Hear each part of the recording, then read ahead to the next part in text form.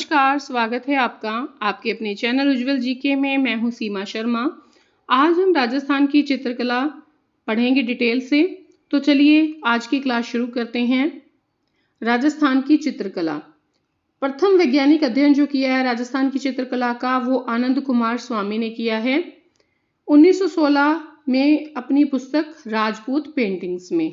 ठीक है, सबसे पहला वैज्ञानिक अध्ययन किसने किया है? आनंद कुमार स्वामी ने 1916 में अपनी पुस्तक राजपूत पेंटिंग्स में। राजस्थानी चित्रकला के नामकरण की बात करें तो कर्नल जेम्स टोड द्वारा इसे नाम दिया गया राजस्थानी चित्रकला। आनंद कुमार स्वामी द्वारा राजपूत चित्रकला को राजपूत चित्रकला कहा गया। NC मेहता द्वारा हिंदू चित्रकला का नाम दिया गया। तो ये सारी चीजें याद रखना। कर्नल जेम्स टोड ने राजस्थानी चित्रकला कहा है, आनंद कुमार स्वामी ने राजपूत चित्रकला कहा है और NC मेहता ने हिंदू चित्रकला नाम दिया है राजस्थानी चित्रकला को। अगर हम नामकरण और उत्पत्ति की बात करें तो सबसे पहले हम बात करें अपभ्रंश किसे कहते हैं? जब दो शैलियां आपस में मिलकर एक नई शैली का निर्माण करती है, जैसे बौद्ध और जैन मिलकर करें तो वो अपभ्रंश शैली कहलाती है। ठीक है, प्रारंभिक जो चित्रकार थे या जो चित्र थे या ग्रंथ थे उन पर जो सर्वाधिक प्रभाव पड़ा है वो जैन शैली का पड़ा है। ठीक है, अरबों का आक्रमण हुआ गुजरात पे। ठीक है, तो वहां पर जैन धर्म जो है या जैन शैली जो है इसका प्रभाव पड़ा। गुजरात से ये राजस्थान होते हुए मेवाड़ में अपभ्रंश शैली जो है ये अपभ्रंश शैली का निर्माण हुआ और यहां से मेवाड़ राज्य में मेवाड़ शैली का जो है उद्भव हुआ। महाराष्ट्र की बात करें तो महाराष्ट्र में बौद्ध शैली और बौद्ध धर्म का प्रभाव रहा और अजंता की गुफाएं इसका उदाहरण है। सर्वाधिक प्रभाव जो पड़ा है मेवाड़ शैली पर वो पड़ा है जैन शैली का। ठीक है, तो सर्वाधिक प्रभाव अगर हम बात करें राजस्थान में किस पर पड़ा है? मेवाड़ शैली पर जैन शैली का पड़ा है। ठीक है, मेवाड़ शैली कह लें या जैन शैली कह दें तो मेवाड़ राज्य में मेवाड़ शैली जो है इसका प्रभाव सबसे पहले रहा है। आप ये भी कह सकते हैं कि राजस्थान की जो सबसे प्राचीन शैली है वो कौन सी है? मेवाड़ शैली है। सबसे पहले जो विकसित हुई शैली है राजस्थान में वो कौन सी है? मेवाड़ शैली है। चित्रकला का जन्म सबसे पहले किस शैली से हुआ है? चित्रकला का जन्म भी सबसे पहले मेवाड़ शैली से हुआ है। सबसे पहले हम मेवाड़ स्कूल पढ़ेंगे जिसके अंतर्गत 4 शैलियां प्रमुखता रखती हैं। मेवाड़ शैली या जिसे उदयपुर शैली भी कहा जाता है, इस शैली पर सर्वाधिक प्रभाव रहा जैन शैली का। राजस्थान की प्रथम और प्राचीन शैली मेवाड़ शैली है। प्रथम चित्र देखें मेवाड़ शैली का तो वो है श्रावक प्रतिक्रमण सूत्र चूर्णी। 1260 ईस्वी में कमल चंद्र द्वारा ये चित्र बनाया गया और अगर राजा की बात करें तो तेज सिंह के काल में ये चित्र बनाया गया। इंपॉर्टेंट है, बहुत बार प्रश्न जो है इससे पूछा जाता है। तो कौन सी राजस्थान की प्रथम और प्राचीन शैली है? मेवाड़ शैली। अगर मेवाड़ शैली या उदयपुर शैली की बात करें सर्वाधिक जो प्रभाव रहा है जैन शैली का रहा है।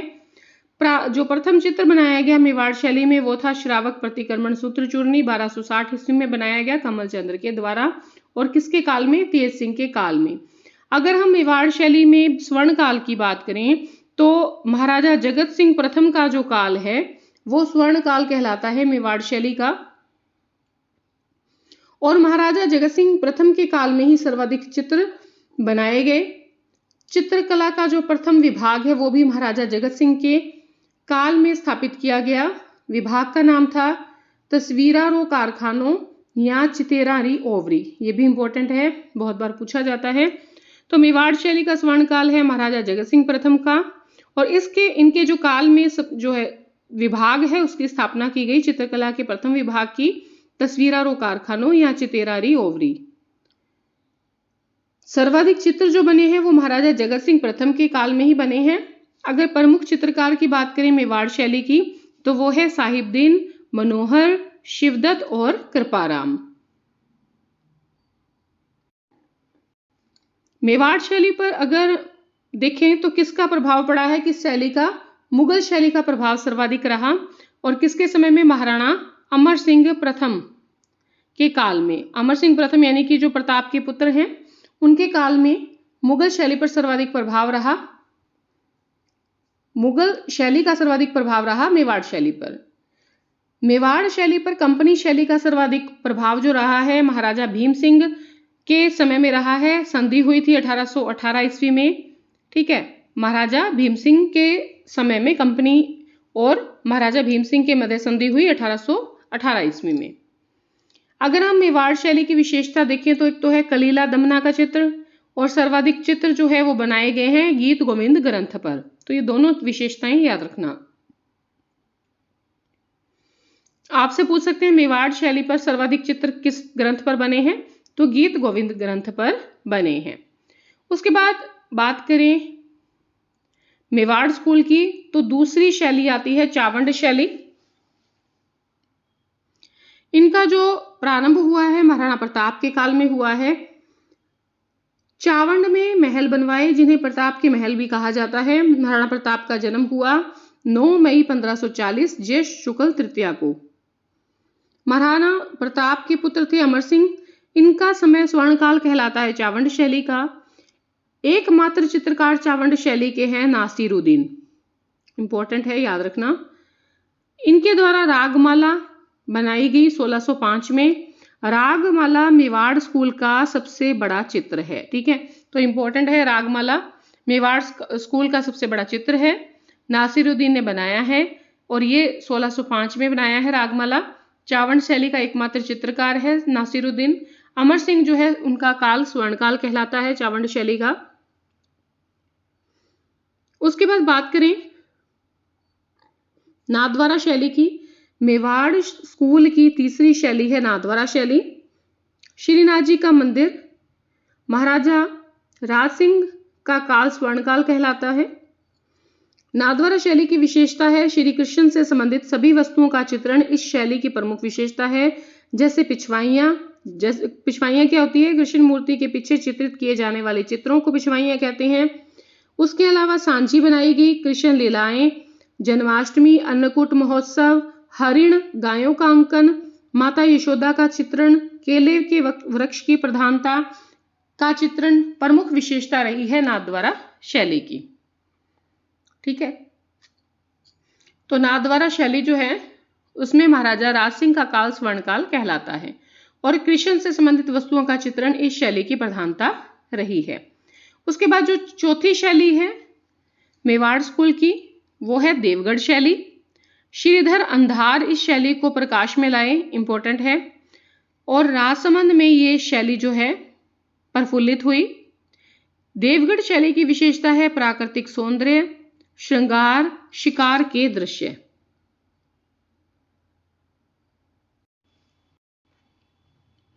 उसके बाद बात करें मारवाड़ स्कूल की। मारवाड़ स्कूल की जो पहली शैली है वो है जोधपुर शैली। आरंभ हुआ राव मालदेव के समय में। उन्होंने चोखेलाव महल पर रावण का चित्र बनाया, सप्तशती का चित्र बनवाया। महाराजा मानसिंह के समय में नाथ शैली का सर्वाधिक प्रभाव रहा, क्योंकि मानसिंह के गुरु थे आयसनाथ जी, जिनको उन्होंने अपना गुरु बनाया था, और जोधपुर में महामंदिर का निर्माण उन्होंने अपने गुरु आयसनाथ के लिए करवाया, जिसमें 80 खंबे हैं।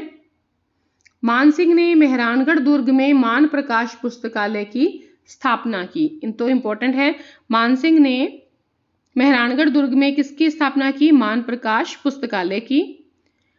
जोधपुर शैली का आरंभ किया राव मालदेव ने। चोखेलाव महल पर रावण के चित्र बनाए, सप्तशती के चित्र बनवाए। महाराजा मानसिंह के समय नाथ शैली का सर्वाधिक प्रभाव रहा, क्योंकि उनके जो गुरु थे आयसनाथ जी, उनकी वजह से उन्होंने महामंदिर का निर्माण जोधपुर में करवाया, जिसमें 80 खंबे हैं। मुगल शैली का प्रभाव जोधपुर शैली पर रहा जब मोटा राजा उदय सिंह थे। कंपनी शैली का प्रभाव जोधपुर शैली पर रहा जब तख्त सिंह का काल था, ठीक है। तो इंपॉर्टेंट है, मुगल शैली का प्रभाव कब रहा? मोटा राजा उदय सिंह के काल में जोधपुर शैली पर, और कंपनी शैली का प्रभाव जोधपुर शैली पर रहा तख्त सिंह के काल में। अब बात करें हम मारवाड़ स्कूल के दूसरी शैली की, तो मारवाड़ स्कूल की दूसरी शैली है आपके बीकानेर शैली। बीकानेर शैली की बात करें तो आरंभ हुआ राय सिंह के समय में, जिन्होंने जूनागढ़ दुर्ग का निर्माण करवाया। अनूप सिंह जो औरंगजेब के सेनापति थे, इनके काल में भी बीकानेर शैली प्रफुल्लित हुई। सर्वाधिक प्रभाव जो रहा बीकानेर शैली पर वो द्रविड़ शैली का रहा है। ठीक है, इंपॉर्टेंट है। कई बार पूछ लिया जाता है ऐसी कौन सी शैली है जिस पर राजस्थान से बाहर का प्रभाव रहा है, तो द्रविड़ शैली का प्रभाव रहा है बीकानेर शैली पर। देखिए, ईरान से ये शैली आई जिसमें उस्ता कला, मैथेरन कला है। ईरान से उस्ताद आए लाहौर में, लाहौर से ये बीकानेर गए। उस्ता कला का यहाँ पर इसकी शुरुआत हुई, यहाँ पर शरण दी गई। मैथेरन जैन परिवार जो है उन्होंने मैथेरन कला की शुरुआत की। ठीक है, अगर हम बात करें उस्ता कला की तो मूल जो है ये फारस ईरान से आई है। उस्ता का मतलब होता है मास्टर या गुरु। वर्तमान में पहले तो क्या होता है, इसमें स्वर्ण मीनाकारी की जाती थी। ठीक है, लेकिन वर्तमान में इसे दीवारों, छतों, संगमरमर, लकड़ी और कांच पर भी बनाया जाता है। ठीक है, स्वर्गीय इसामुद्दीन उस्ता जो थे वो इस कला के महान जो है कलाकार थे और इन्हें पद्मश्री मिला था 1986 में, क्योंकि विश्व स्तर पर जो है इन्होंने इसे पहचान दिलवाई थी। कौन सी कला को? उस्ता कला को। अगर हम मैथेरन कला की बात करें तो ये 540 वर्ष पुरानी है। चूने के माध्यम से गीली दीवार पर बारीक रेखाएं उकेरना, पारदर्शी रंग और देवी देवताओं के चित्र उकेरने से संबंधित है। भित्ति चित्रकला या उस्ता गिला जो है आला गिला जो शैली है उसी का एक रूप है मैथेरन कला।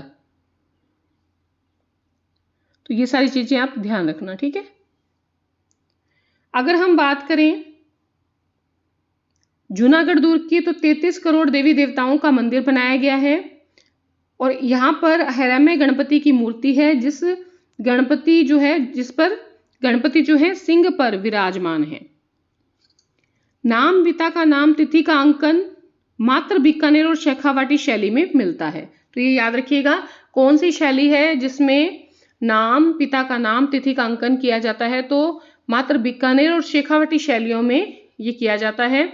उसके अलावा जर्मन चित्रकार A.H. मूलर के यथार्थवादी चित्र बीकानेर राजकीय संग्रहालय में रखे गए हैं। तो इंपॉर्टेंट है, याद रखना, ये दोनों बातें ही इंपॉर्टेंट है। जर्मन चित्रकार A.H. मूलर के यथार्थवादी चित्र बीकानेर राजकीय संग्रहालय में रखे गए हैं। उसके बाद तीसरी शैली आती है किशनगढ़ शैली, मारवाड़ स्कूल की। इसको प्रकाश में लाने का श्रेय जाता है doctor Fayaz Ali, doctor Eric Dixon को, निहाल चंद या जिनको नागरीदास भी कहा जाता है, इन्होंने नागर समुच्चय ग्रंथ की रचना की। बणी ठणी का चित्र बनाया अपनी प्रेमिका, बणी ठणी का चित्र अपनी प्रेमिका के लिए बनाया।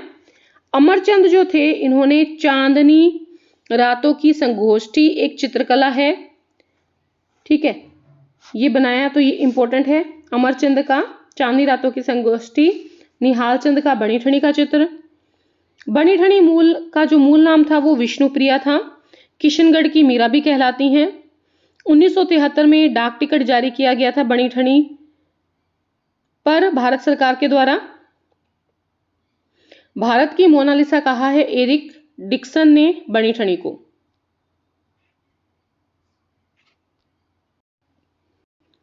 उसके बाद बात करें जैसलमेर शैली की, तो अपने अंदर किसी अन्य प्रभाव को नहीं आने दिया।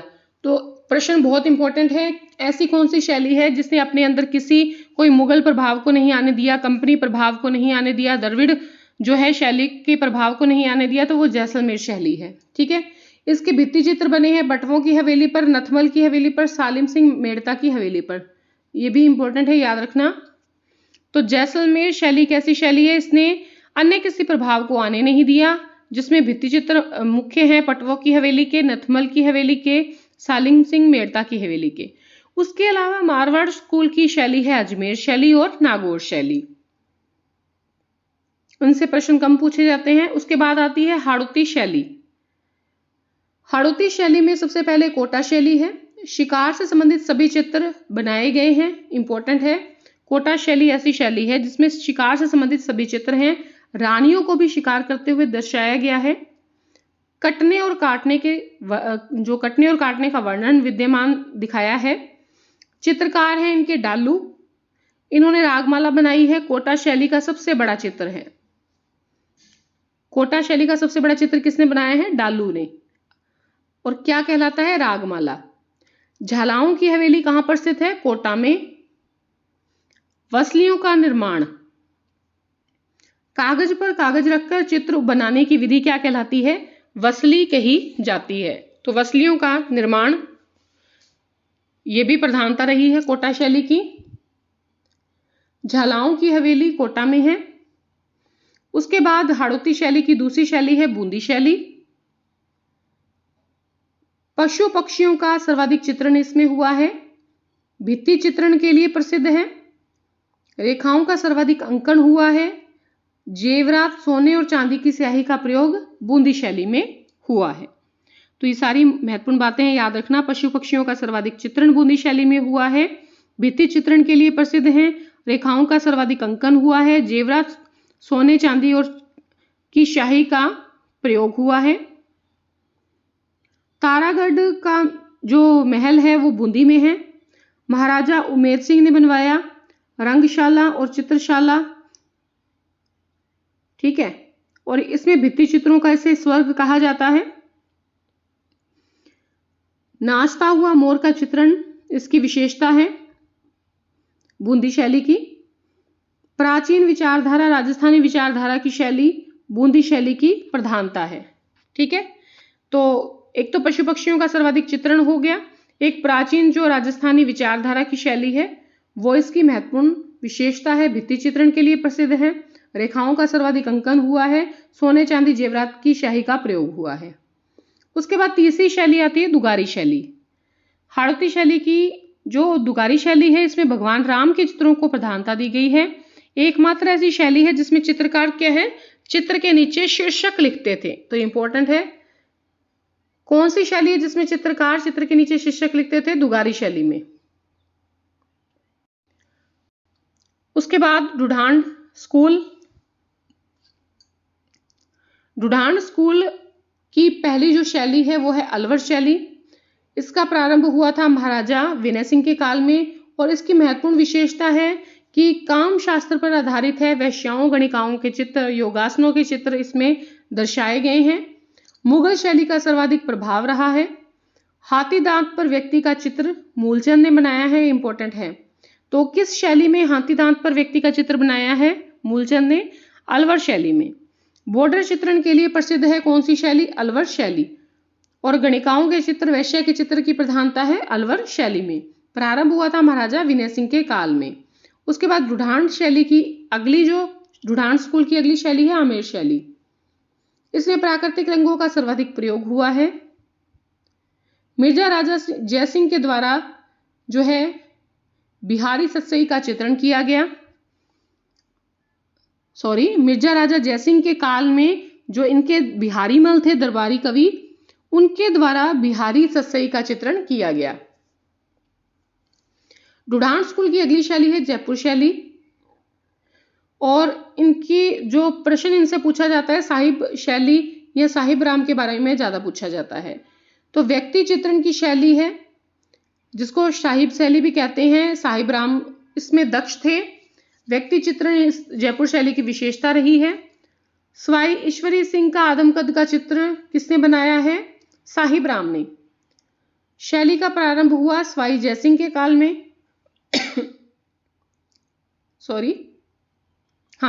स्वाई जयसिंह के काल में शैली का प्रारंभ हुआ था। राम सिंह जो द्वितीय थे उनके काल में 1876 में प्रिंस वेल्स अल्बर्ट के आगमन पर गुलाबी रंग से रंगाया गया था जयपुर को। तो अभी ये भी याद रखिएगा। साथ ही चित्रकला विभाग सूरतवाना की स्थापना की थी स्वाई प्रताप सिंह ने। तो जयपुर शैली में सूरतवाना की स्थापना किसने की थी? चित्रकला विभाग की स्वाई प्रताप सिंह ने। प्रताप सिंह ने ही 1799 में हवा महल का निर्माण करवाया था, 1799 में। और सवाई प्रताप सिंह का काल जयपुर शैली का स्वर्ण काल भी कहलाता है।